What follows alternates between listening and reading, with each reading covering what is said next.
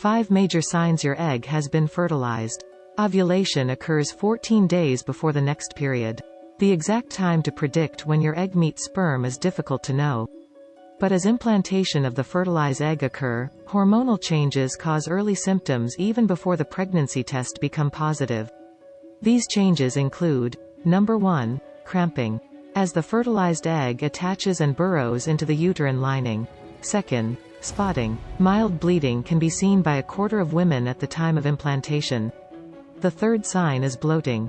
Progesterone causes decreased movement of the intestine resulting in bloating.